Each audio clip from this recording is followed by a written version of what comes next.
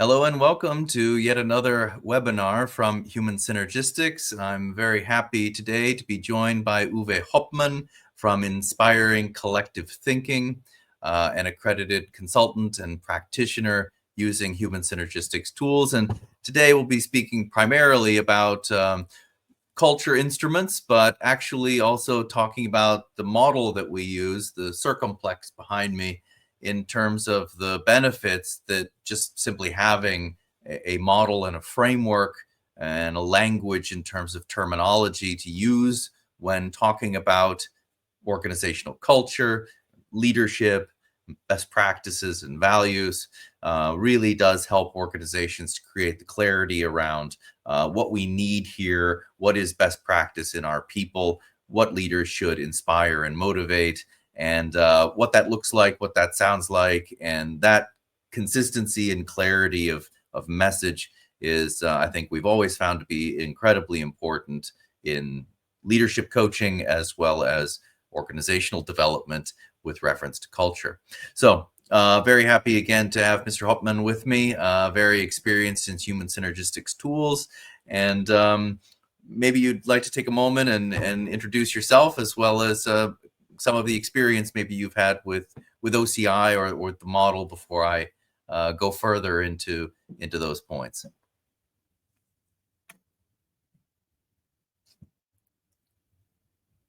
Yeah, I can do it. So thank you, John, for thank you for your introductory words and introducing me. Also, as John mentioned, I'm really fully convinced practicer using the instruments of human synergistics. Mainly, I think we used all of them. So on organizational, the OCI, and on GCI and the LSI for coaching, and especially the LI, which maybe in a certain time of this webinar, I can make some special comments about that. So general, it is my experience, as John also mentioned, with the instruments, even in multicultural and global teams, you get a common language about, and this is very important now, about observable behaviors. And that's makes the difference for me why we choose human synergistics and the instruments, that you are not talking about general items, how the culture and how people perceive culture. It's about how people behave and what impact this behavior has to your colleagues and the whole organization, how it is perceived. And this was how we used it. How means my experience with GM, Opel, and Stellantis at the end. So maybe that's enough for a starter. Yeah, thank you. And that points out really, I guess, one of the big strengths of this approach is that, yes, sir. John? Yes, am I coming all right through okay to everyone? No, I want to hear. There's a delay in the line. Yeah. There's a delay in the line. It seems to be. Yeah. Okay. Sorry for that. Thank you, Uwe. And you've pointed out one of the, again, strengths of this sort of model, and that is the fact that within Human Synergistics tools, we're using that Circumplex model across the various levels of our tools. So if you're not familiar, Human Synergistics has been spending the last 50 years plus researching and developing scientifically reliable and valid instruments, essentially to measure psychological and behavioral patterns in people.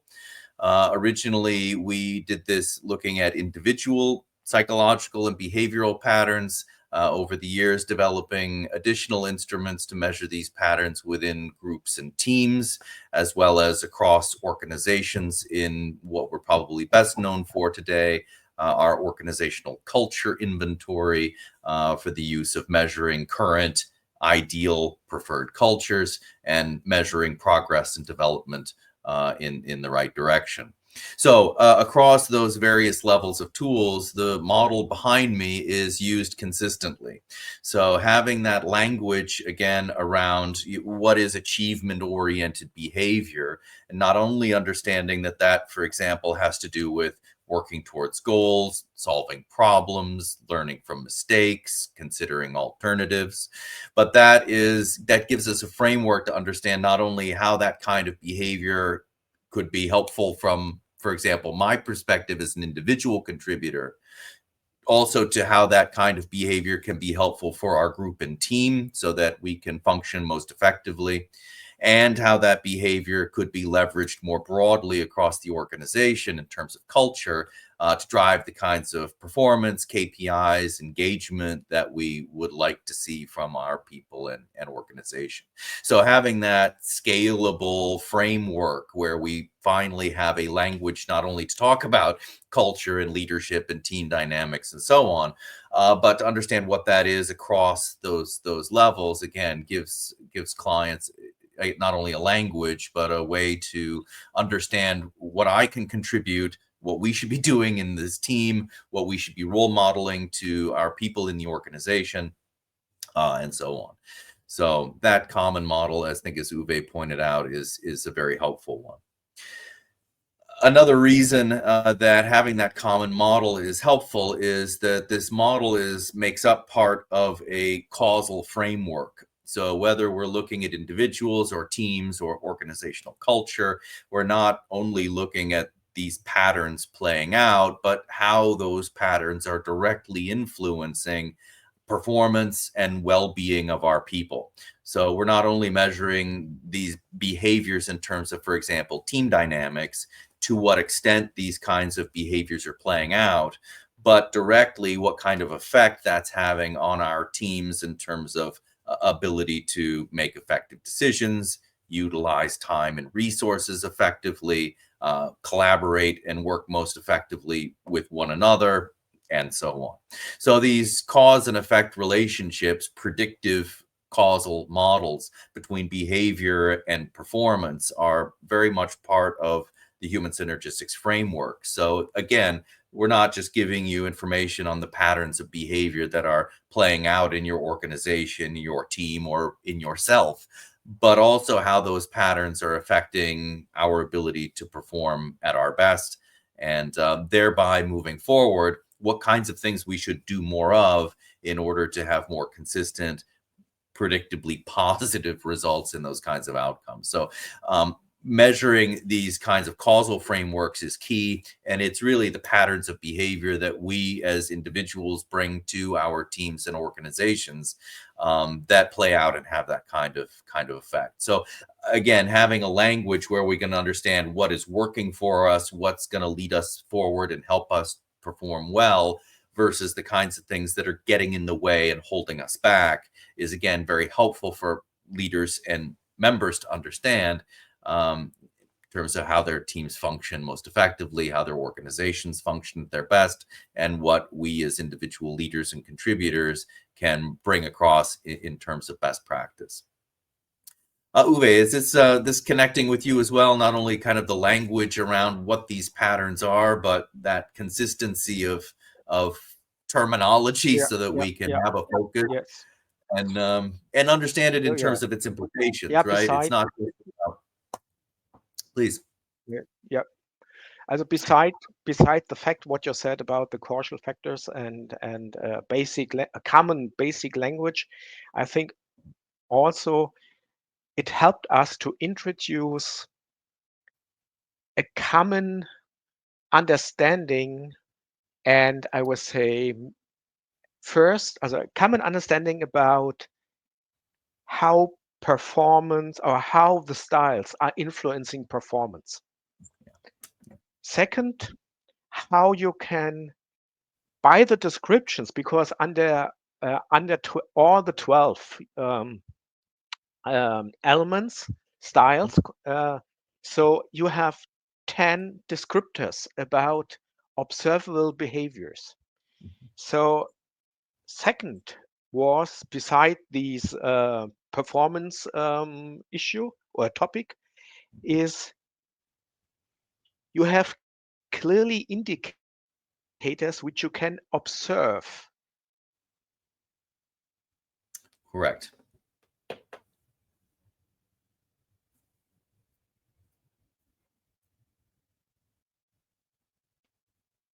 If somebody has a helpful or not helpful in terms of the organization and the team perform community. Both sides to create, I would say, a kind of spirit, lead a team in terms of performance effectiveness and leadership effectiveness. So the spirit point and the common understanding was key for us, I would say, to move forward in terms of how to develop the organization. And this is one of the lessons learned. I might start with one lessons learned is you need to take your time to create this understanding and the common spirit, how to use and how to work with the instruments. Mm. So don't rush through in terms of here it is, and here is some explanation. Here I'm the expert. If you have further questions, please let me know. No, take your time. That the customer, not the customer, the teams and the members of a working group need to understand by themselves and to inhale the spirit of that circumplex. If not, they will never capable to understand the approach and further on your way, the reflection. So that's at that point what I can say from my experience. We made the mistakes at the beginning as a kind of lecture. So here it is, and here are some explanations. Here are some papers. Please read through. Tomorrow morning we will meet to discuss the results. Oh, especially on global teams.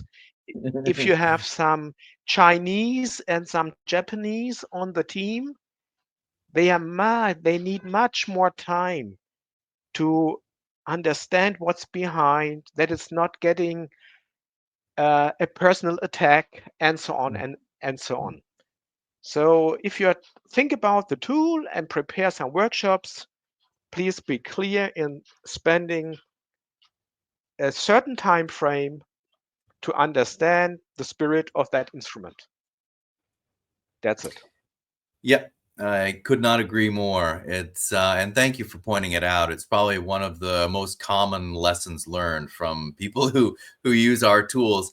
Because in a way, I think clients and leadership teams are attempting to use the tool in a similar way to how they use other feedback or measurements that they may be doing in things like global employee surveys or whatever it might be. And what we're giving them is actually quite a bit more than that, right? This isn't just about how we're performing and what we're delivering. It's the patterns that predict those outcomes. It's what's behind that.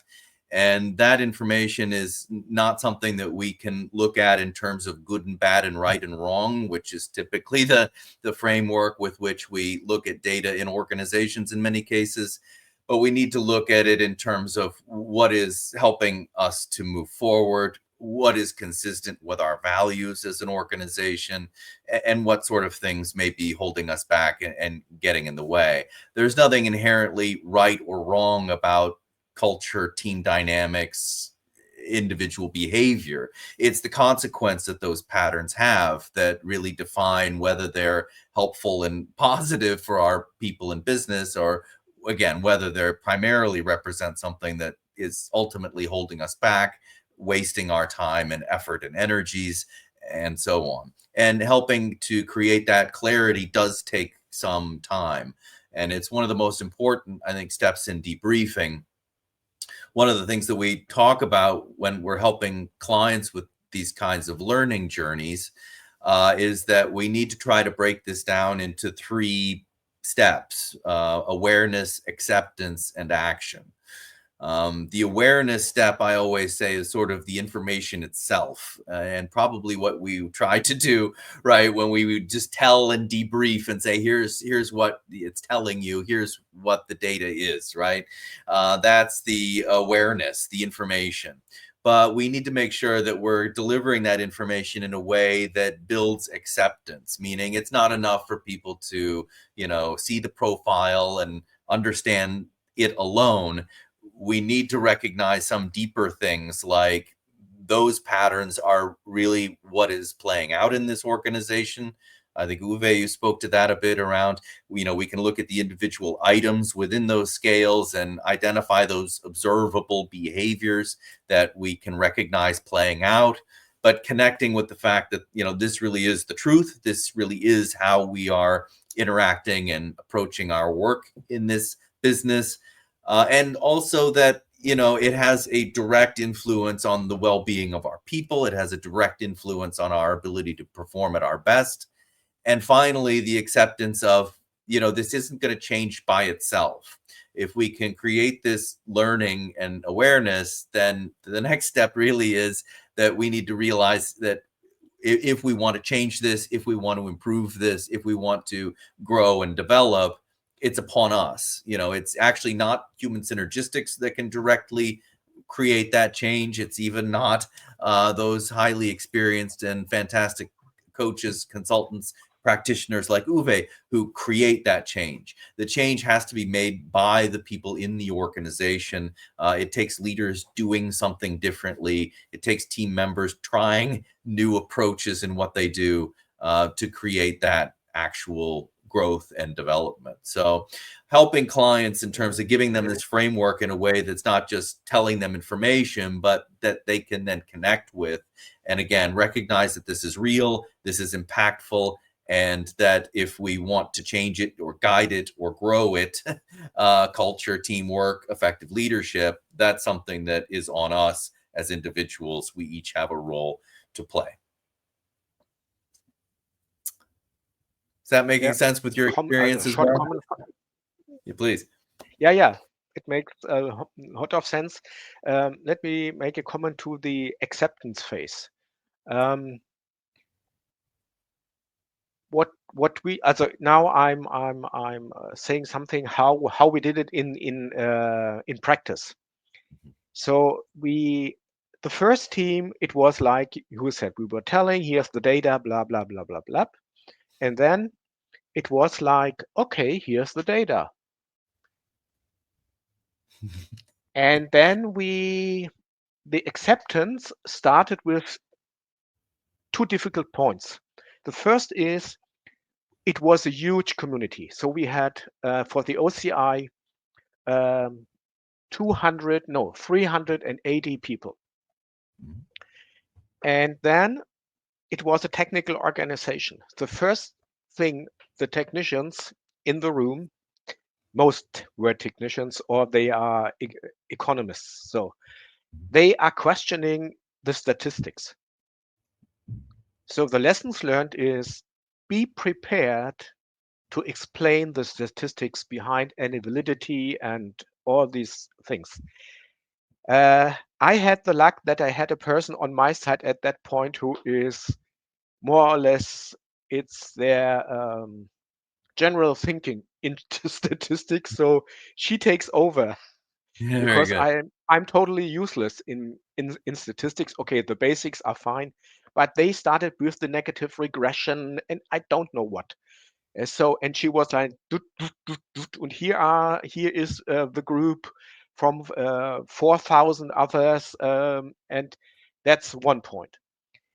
You need to explain for sure what percentiles are, so that it's not wrongly interpreted the data by themselves. Because what we decided, and then we had that trap, we just showed them the result of the Circumplex for the OCI, and then as we had this learning phase before, instructional phase before, We ask them, what do you read from? So sit together in groups of 4 and think about what do you see?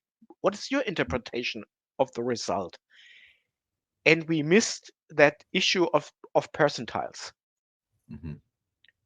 And at that point, we got totally stuck and questioned, and then we have to re-educate and so on. So do the whole thing at the beginning, but also what I really can recommend is give them half an hour to make their own interpretation before you as an expert tell the results from your perspective. This makes the acceptance potential much higher than leaving it out. So that's Correct. comment from my side to acceptance. Yeah, I absolutely agree. People really need to connect with the results themselves, and see that, you know, this is what's happening in our teams, in our organization. You know, usually with some good, well-structured introduction in the beginning, people can connect with that pretty straightforward. I agree with you. The percentiles are important to understand. Just for those of you who may not recognize, when, you know, when we receive an OCI profile looking at culture, something like this, the profile is populated in terms of percentile scores. So, and that's with reference to a norm. You know, these are psychologically based instruments, and to understand these kinds of patterns, we need to compare ourselves to other human beings. We talk about that quite a bit in our accreditations, which I'll come back to. But it's important for people to understand, you're right, you know, what is this telling us actually? Because the Yep. clearer they are on what it's telling them, the more easily they will be able to connect with that and recognize that, you know, yes, that really does reflect what's going on here. And that is overwhelmingly, at least my experience, is that, you know, people are able to connect with those profiles and recognize that, you know, even if it's not Yep. quite what we would like, that picture does represent what is currently taking place. And very, very helpful and important starting point. By the way, another thing I would just throw out there, you know, we're talking about some of the key first steps for these kinds of, you know, introducing these models and tools, being around giving clients a good understanding of the model itself, the Circumplex, you know, what are the 12 styles and all of the background. So one of the things we offer, and I'd be happy for anyone to take me up on this, is we offer regularly scheduled trainings just on the Circumplex model. So our office here in Germany does these regularly in English as well as in German. And they don't cost, we don't charge for this. It's a way to, these are called Circumplex accreditations, and it's really a way for people who are interested in the tools, like you said, potentially leadership teams, clients who are soon to receive their own reports, or consultants who are interested in, you know, does this approach fit with my client need? It's a great way to get introduced to the concepts, the model itself. You know, again, it doesn't cost anything. You can come and join us. We publish those dates on our website, so anyone can join and get a very good introduction to, you know, what is this model? What are the terms really describing? What does it actually measure? What is that used for? You know, the key pieces and the key messages we need to have confidence to understand, you know, not only what the tool does, but is it helpful in my situation or our situation? And, you know, is it going to give us the information that we need in order to build and grow something more positive and more effective? And that's really what these instruments are all about at the end of the day, is that development and growth. So that also goes back to, I think, Uwe's point around how we debrief these results. I'm always very careful, and I've certainly learned as well, it's not so helpful to stand up and tell and teach. It's far more helpful for people to explore and learn and recognize for themselves. So that is oftentimes a bit of a different way to approach, you know, debriefing these kinds of results. But again, at the end of the day, we can't change those leaders. We can't change that culture. It has to happen from the inside. And for that to happen, they really need to get the message themselves and realize why it's relevant and what they can do to role model the kind of behavior moving forward that's going to lead our business, our team in the right direction. Um, Please. some extension to it. If it comes to the operational point again, my experience is that you normally have a kind of executive or executive committee who decides to use some cultural development tools and so on and so on. And please, at the beginning, please go with them before you somehow use this tool through two steps. First, they need to understand the OCI or the instrument as well, and that they are a part of the process. Mm-hmm. And check their expectations against what the OCI can deliver. That's a big issue, because they think you are an outside consultant using a tool and giving them a recipe which changed the culture within 2.5 years. Even better, in 1 year for the balance sheet. So stay in close contact with those executives who are ordering it or who are giving a commitment to it, that you on your process can recheck, are they still supporting that OCI process? Because it's a self-sufficient process, as John said, and not here's a booklet at the end, here are 10 major strategies what you can do. This is a normal survey. So if you do an employee survey, you always get do more communication, be more polite, and so on and so on. No, this is not possible. This is about their people and the people's behavior.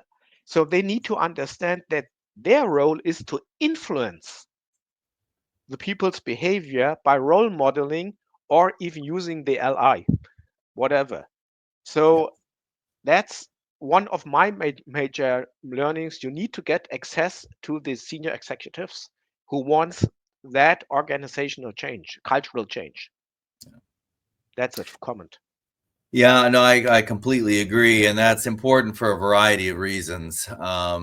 Firstly, as we know from data, and I think everyone is aware these days, leaders drive culture. So if we're talking about, organizational development, it's inherent and key that leaders recognize their role and take on those positive steps themselves and really kick this off. I mean, all of our probably most successful examples of culture development and case studies and books and so on, you'll consistently see that leaders took responsibility for this and stood up and communicated clearly what we need moving forward, talked about and fulfilled how they're going to role model and exercise those behaviors, how those behaviors drive our performance, how they connect with our values and purpose, all of those key messages that need to happen. The flip side of this is where leaders sort of delegate the change, which I think is maybe what you were talking to. And I've seen those as well, where leaders say, okay, we want the tool we need to develop, but this is something for, the HR or OD department or managers or someone else to deal with and make happen. And the more and the clearer we can make it to leaders really where they fit into this whole system and how impactful they actually are, again, building that understanding so that they can know why they need to, contribute and how and what that actually looks like. And not that we're delegating this to some other part of the organization to try to create that change. That has a lot to do with not only how effective that kind of development will be, but its sustainability over time. leadership is key. We emphasize that a lot. It keeps coming up in again and again, that leaders are key in this kind of organizational systemic development, which is true. Sometimes I think the pendulum has almost swung too far in that direction, where I do have a few clients over the years where it's sort of, almost viewed as it's only the leaders that need to be involved, right? That they are going to define their preferred state. They're going to tell people and, hopefully role model the good things and tell people what's expected. And then everyone else will certainly get the message and fall in line and do that. And there are some issues to that approach as well. So, it really is interesting when we look at organizational development that we need to involve the organization. One of the most common questions I get from leadership teams is, at what point should we start reaching out to and including, the next hierarchical levels or the areas beyond? And I always think that needs to happen far sooner than many leaders may appreciate, because the sooner we can communicate to our people that, hey, we're getting clear on the direction we need to move forward, getting clear on what is best practice, what should be expected here, again, what's consistent with our values and drives performance. I think the earlier we can create that discussion internally is a positive thing, and allow people to contribute to that. Anyway, that has to do with other steps. But the point is so that when we get to a stage where we're actually ready to start doing things differently, that we have a role and a purpose for everyone. There should be a role and a purpose for senior leaders, and they need to be clear on that and what that is and how to do it. And also for managers and also for everyone else across the organization. If we really want these patterns to change, it really is about how we, everyone, bring ourselves to work, how we work with each other, how we approach our tasks. And therefore, everyone has a part to play. So again, you're absolutely right. Leaders are key. They really must be involved, and they almost must be the first piece of the system to get involved. But I also emphasize the fact that really to make forward progress in sustainably shifting these kinds of patterns in the system, we need a role and a purpose and a clear, guidelines for everyone in the organization. Yeah, and the same is valid for the expert. So he needs to role model, even more so. even more, so that people can, in his style, in his relationship to the customer, and in his facilitation tools, or in the didactics, whatever you use, you need to role model the Circumplex, especially the constructive styles, so that the customer can experience these styles from, at least from the facilitator or from your coach or whatever you have. And there I must say that human synergistics was very helpful in rethinking how you set up the sessions. Whoops. Okay. So thank you for that, John, in the past. Oh, no, I'm glad. Yeah. So at the end, sure, you are or I was a facilitator, but I quickly recognized that I'm also part of the system and the development of the system. So I need to find some, I would say, borderline to not be too deep in the system, to seen as a total part of the system, but also to be close enough to the system that I can role model good enough that people are experiencing, I would say, the constructive styles. Yeah, that's a hard point to sort of explain maybe to people who aren't in this area of work, but it is something I've always said, especially when our office, Human Synergistics, works with clients and our accredited network, that we really do have to role model those positive, constructive, goal-oriented, and collaborative behaviors. And thankfully, we do get that kind of feedback around the lines of, some of the first really constructive behavior that we experienced was was working with HS and our consultants, and that has to go together. We have to walk the talk, and that's also true of leaders in organizations. And so it's one thing to talk about, we need to be considering alternatives and setting goals and moving toward them, achievement-oriented things. But that means when we sit down with our clients and talk to them about their objectives, their challenges, we need to be doing those things. We need to be getting clear on what the goals are. We need to be figuring out how we solve challenges that we're experiencing. We need to emphasize primarily those positive, goal-oriented, and collaborative behaviors that are functional and contribute positively to performance. And as people experience that and see it, they're able to try it and act on it. It's sort of a fun cascade that you see in organizations as maybe coaches and consultants challenge leaders to be more supportive.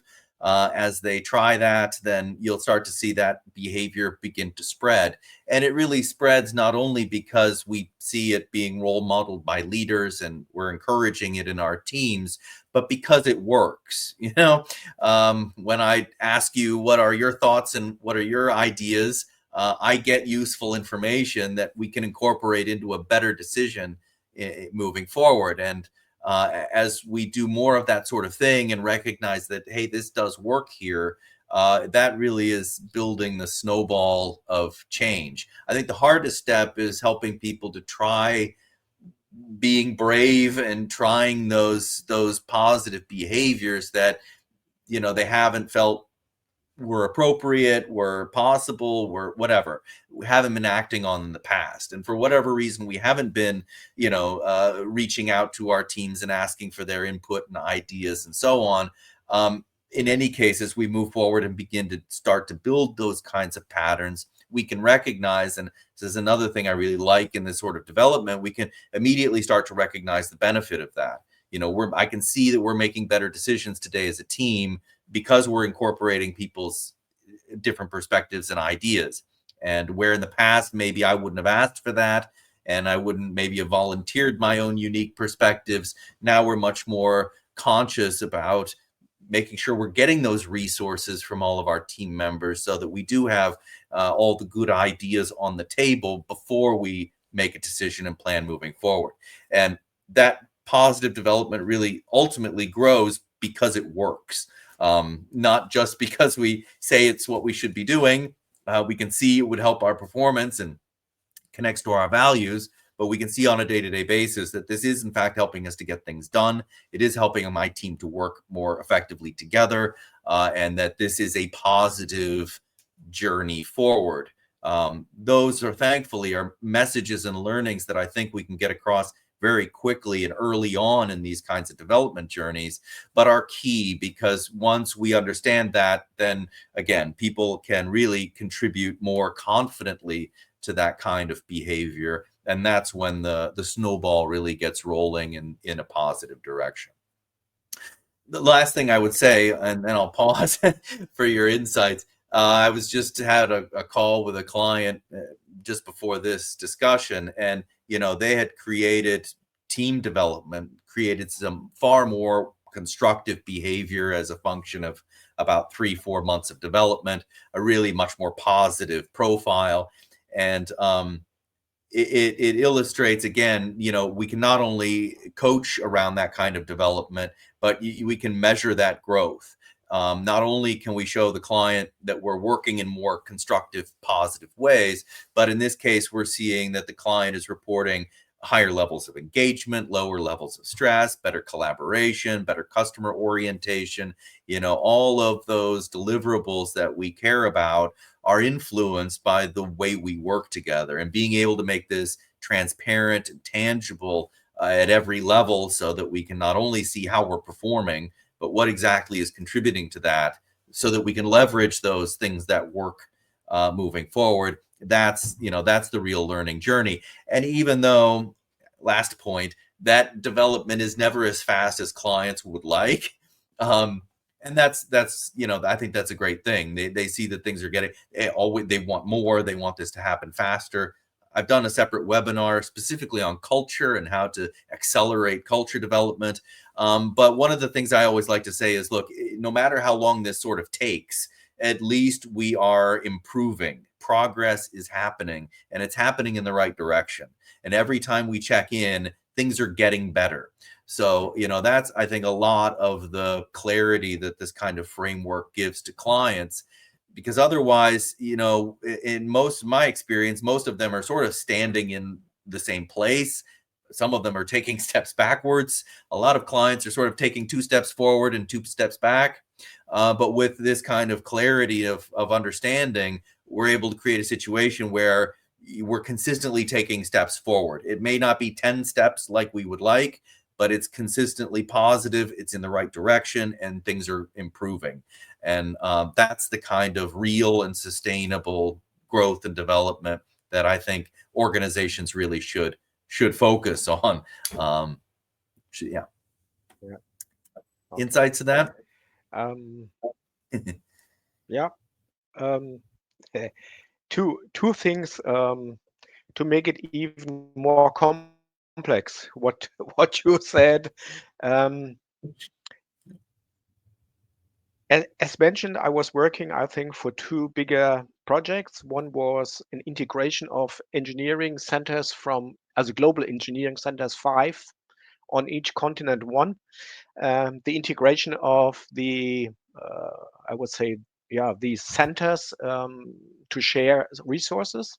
And the other one where I made the same experience was manufacturing and manufacturing engineering international global teams to ensure what we called at that time global interbuildability, so that you can build on each plant on the same car line um, uh, on a different location, the same car. And the first experience when we introduced about how can we do some global, I would say, integration, was that not every region from cultural perspective agrees that constructive styles are helpful because their cultural history. So if you have especially Asians or from South America, they really question that the constructive styles. So, for example, humanistic encouragement and self-actualization is helpful to perform. They say most effective are the passive aggressive styles. Yeah, So much more and so. and at the end, you need to give them the space and the time to digest the message of the OCI, and you need to give them space to explain their perspective of their understanding of constructive culture, Right. and to speak with the other team members that they can step in their shoes. So it's again, I would say, a warning finger for a tell approach, which is based on mid-European norms and values. So please be careful that you translate or project the necessity of mid-European, especially, I would say, Christ-oriented church are the values to the rest of the world. So if you feel that there is something wrong in that, create a space for understanding and sharing cultural understandings before you use the OCI, or after you have used it, to understand maybe huge difference in the scales within the 3 different parts. Mm. Yeah.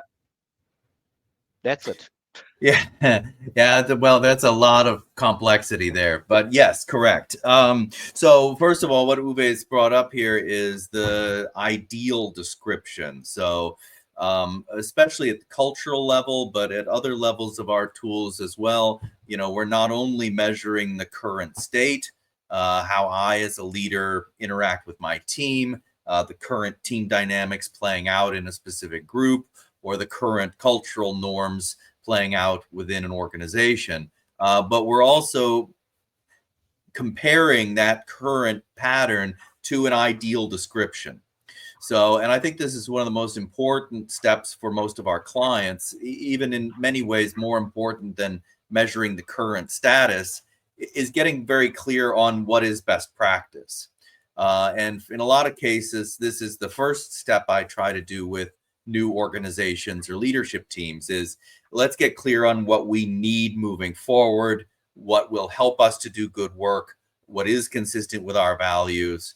And, without any influence from HS or I just want them to sit down and describe that by answering, the inventory in terms of what should in a best practice for our people in this business be taking place. This really gets rid of all the questions around, societal differences and industry differences and so on. You for yourself can and should define what is ideal and appropriate culture for your business, ideal and appropriate team behavior in your teams and groups, and ideal and appropriate leadership behavior for people in those roles. And those descriptions, again, are ultimately referencing performance, right? What do we need from our people, teams, and business in order to deliver and be at the right forefront of performance? And secondarily, it's values, right? The other thing we're referencing when we're talking about what is good leadership, what is effective teamwork, is the values of the business and what we're all about. So that is very, very helpful. And really, to be honest, when we think about the benefit of the Circumplex, firstly, having a way and a language on which we can capture psychological and behavioral patterns, but we can also compare that directly to, what we say should be taking place in best practice. And that is something that, really otherwise it cannot be measured. And that gives clients the understanding of really, again, where we are currently, what's current, where we are and where we want to go, what the target is. And that serves as the foundation for that development journey moving forward.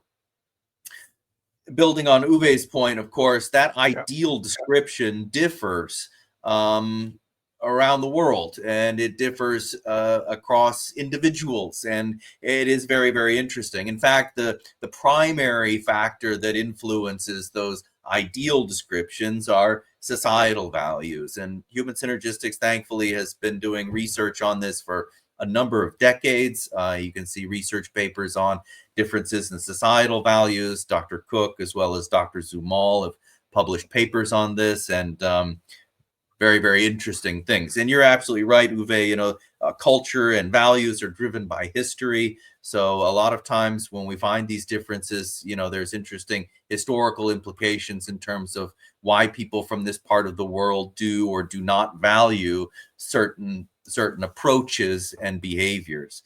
I put some of these up behind me just across societal values.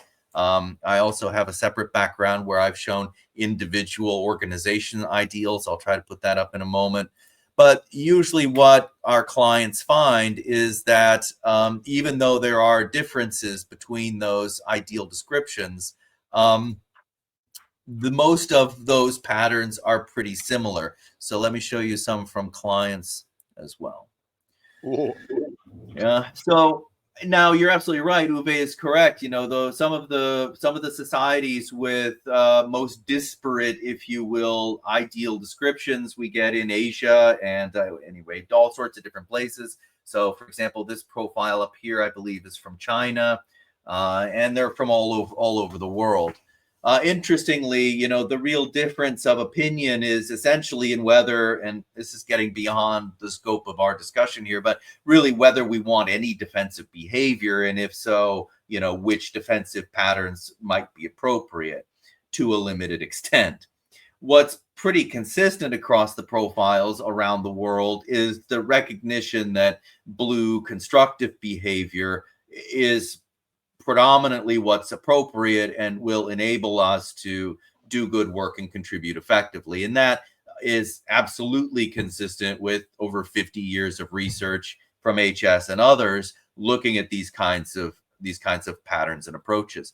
So yes, you'll find differences in ideal descriptions. And in fact, within an organization, directly to Uwe's point, you'll find differences in those different countries when we ask what should in a best case be happening.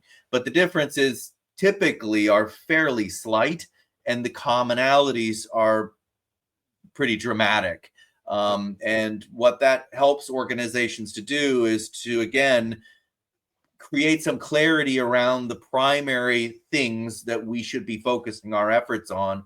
We as leaders should be role modeling across the world that brings out performance in our people, regardless of where we are, and contributes to and is consistent with the values of our people, really, regardless of where we're working.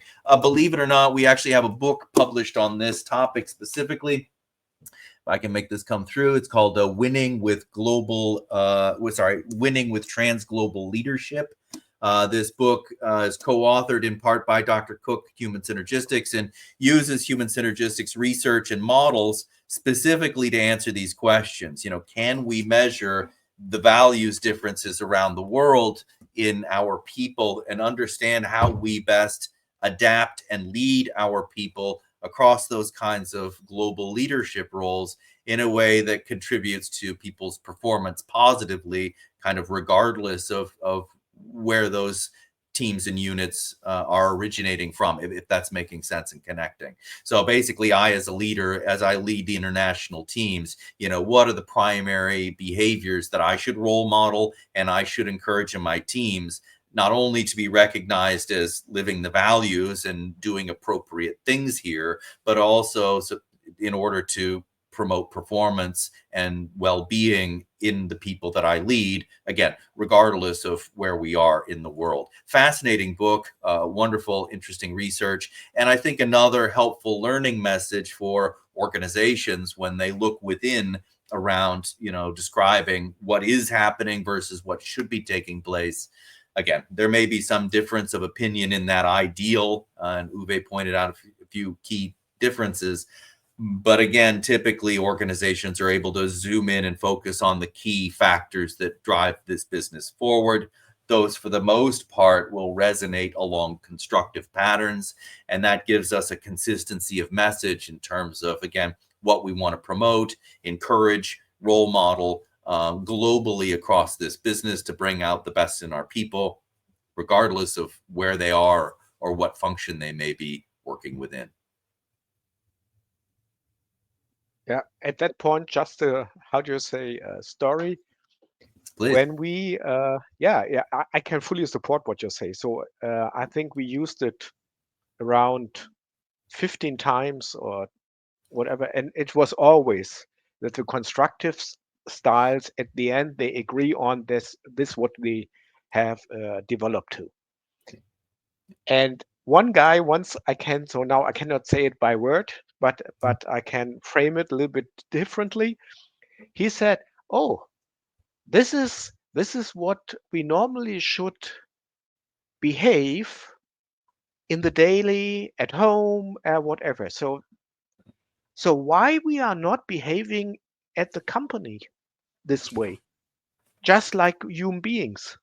So why we are turning probably in another personality and with that in other behaviors than we are used to behave outside the company?" And this question was never answered. It was like, it's a miracle.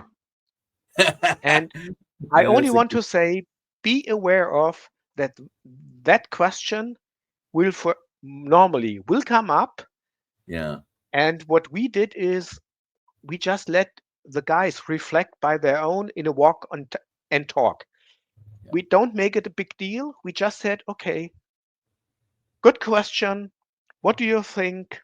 Have 15 minutes, 20 minutes, pair up or build a group of 3 or 4, go out for a coffee, and let's resume why there is a difference, and does this have an impact on probably how we want to develop.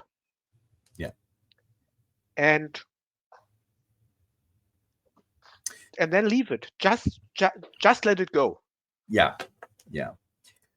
Yeah, it's challenging when you kind of have some of the answers not to hold back and let people find those answers for themselves.